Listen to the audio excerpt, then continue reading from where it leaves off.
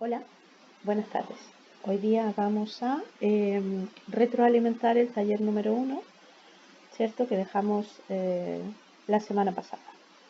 En el taller, en el primer ejercicio, nos plantean una empresa informática. Los emails que llegan pueden ser de tres tipos, ¿sí? 50% normales, un 20% que contienen virus y el resto son spam.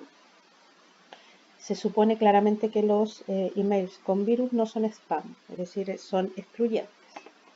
La empresa dice tiene un programa antivirus y anti-spam tal que, y aquí vienen las condicionantes. Si llega un email normal, lo detecta normal en el 95% de los casos y un 5% de spam. Aquí ya parece un poco más evidente que necesitamos ir construyendo un diagrama de árbol. Bueno, que es la primera actividad que nos pide, ¿sí? Si llega un email con virus, lo detecta con virus en el 85% de los casos y como spam un 15% de los casos. Si llega un email con spam, lo detecta como spam en el 75% de los casos, normal en el 15% de los casos y con virus en el 10%. Entonces lo primero que vamos a hacer es definir los eventos. Le vamos a llamar a los emails normales, B a los que vienen con virus y C a los que vienen con spam.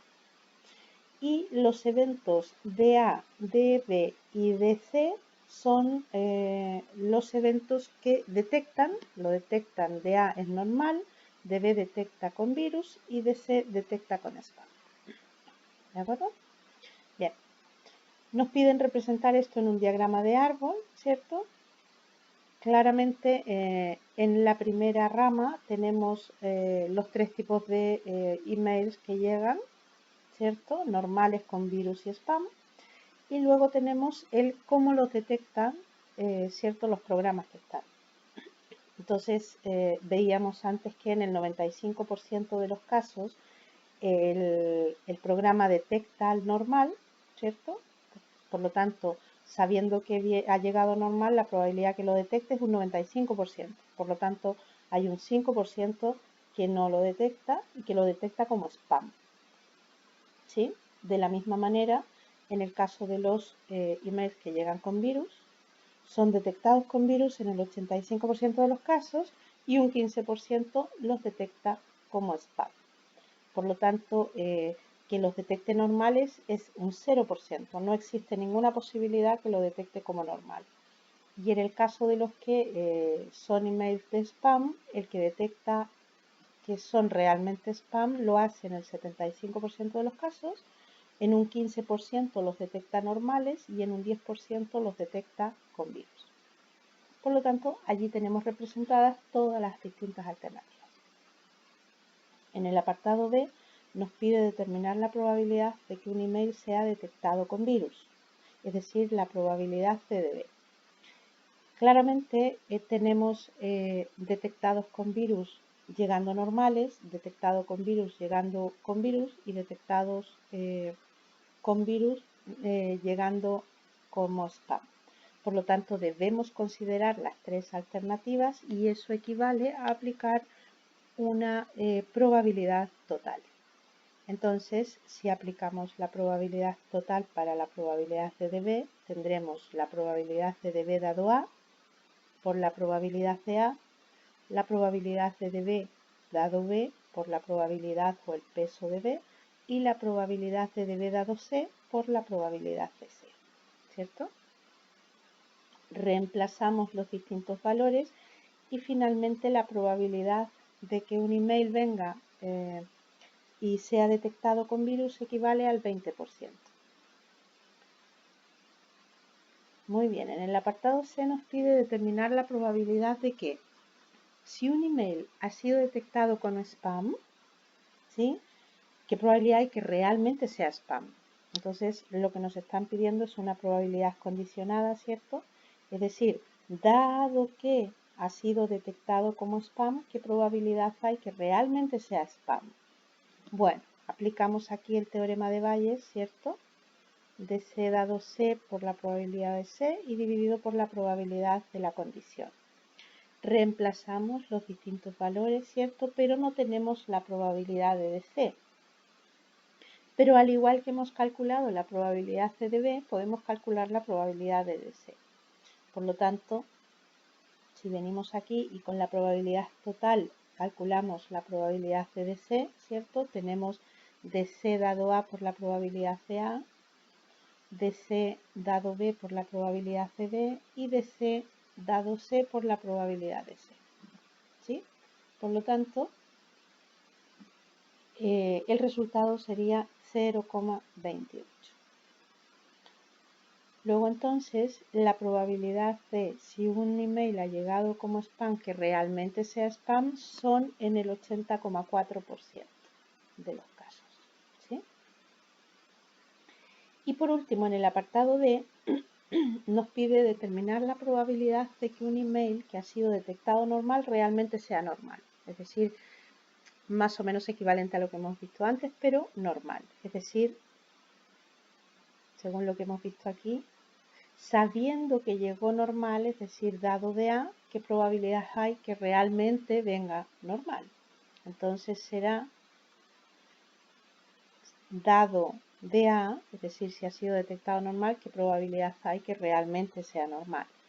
Nuevamente aplicamos el teorema de Bayes, nos quedaría de A dado A por la probabilidad de A y dividido por la condición, ¿cierto? Si reemplazamos, otra vez tenemos la misma situación, la probabilidad C de A no la tenemos, pero a través de la probabilidad total la podemos conseguir, ¿cierto? Si volvemos un poco al diagrama de árbol, tenemos de A dado A por la probabilidad de A, 0,95 por 0,5, de A dado B por la probabilidad CB sería 0 por 0,2 y de A dado C por la probabilidad CC 0,15 por 0,3. Entonces, si todo eso lo ponemos aquí y resolvemos, el resultado es 0,52. Por lo tanto, reemplazando aquí, la probabilidad de que un email que ha sido detectado normal realmente sea normal es en el 91,35% de los casos. Bien, en el segundo ejercicio nos plantean, al final del semestre un profesor realiza tres asignaturas, matemática, lenguaje y ciudadanía, y analiza los resultados de sus alumnos como información para el desempeño del periodo siguiente. ¿Sí? Entonces dice, se ha encontrado que los siguientes resultados. El 83% aprobó matemáticas, ¿sí? El 96% aprobó ciudadanía, el 92% aprobó lenguaje. Luego nos dice el 73% aprobó matemáticas y lenguaje, ¿sí? El 90% aprobó matemáticas y ciudadanía y un 86% aprobó lenguaje y ciudadanía. Entonces, antes de resolver la pregunta que se nos hace, vamos a definir los eventos, ¿cierto? El evento, el alumno aprueba matemáticas, aprueba lenguaje y aprueba ciudadanía. Por lo tanto, ya podemos identificar las probabilidades individuales que nos daban. El 83% aprobó matemáticas, el 96% aprobó ciudadanía y el 92% aprobó lenguaje. Y luego nos decían que el 73% aprobó matemáticas y lenguaje, por lo tanto equivale a una intersección. Lo mismo ocurrió con matemática y ciudadanía y con ciudadanía y lenguaje, ¿cierto? Perfecto. Entonces, ahora viene la pregunta, ¿qué porcentaje de alumnos aprobó las tres asignaturas? Entonces, claramente lo que necesitamos es la intersección entre las tres asignaturas. Entonces, esa cantidad la podemos encontrar si resolvemos la unión, ¿sí?, de las tres asignaturas. Entonces, si lo que queremos es la probabilidad de la unión de las tres, será la probabilidad de cada una en forma individual, es decir, de aprobar matemáticas más la de aprobar ciudadanía más la de aprobar lenguajes, y ahora tendremos que restar las distintas intersecciones. Entonces vamos a restar la intersección de matemática con lenguaje, de matemática con ciudadanía y de lenguaje con ciudadanía. Pero cuando restamos estas intersecciones, hemos pasado a retirar 3 veces, ¿cierto? Esta cantidad. Entonces, la hemos agregado 3 veces, la hemos quitado 3 veces, es decir, nos quedamos igual. Por lo tanto, no la tenemos esa cantidad que es la intersección entre las 3 y por lo tanto hay que volver a sumarla. Entonces, de esta fórmula podemos deducir la probabilidad de la intersección de las 3 asignaturas, que es lo que se nos pide. Entonces vamos a suponer claramente que aquí solo están los alumnos que tiene el profesor en las asignaturas, por lo tanto la probabilidad de aprobar alguna de las 3 asignaturas, ¿cierto? Vamos a tener que suponer que es 1, ¿sí? Luego entonces reemplazamos las distintas probabilidades individuales y reemplazamos las intersecciones, despejando la probabilidad de la intersección, que sería lo que se nos pide. ¿Sí? Perfecto. Vamos al ejercicio 3. Nos planteaba en la asignatura de estadística, se ha decidido aprobar, voy a traérmelo para acá, a aquellos estudiantes que aprueben uno de los 2 parciales planificados para el semestre. Y con este criterio dice que aprobó el 80% de los estudiantes. Sabiendo que el primer parcial lo superó el 60% de los estudiantes y que el segundo parcial lo superó el 50% de los estudiantes, nos piden definir.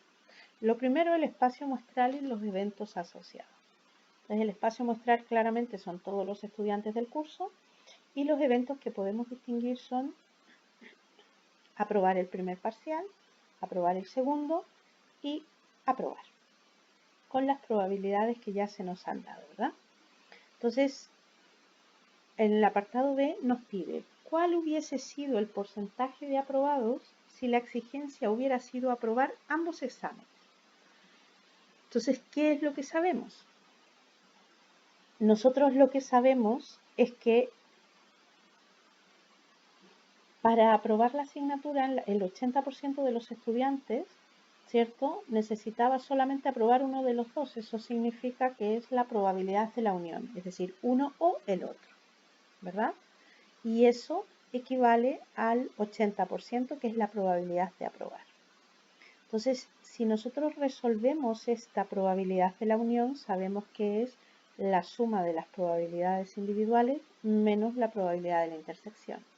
Y aquí está el requisito que se nos pide, ¿cierto? Que era aprobar ambos parciales.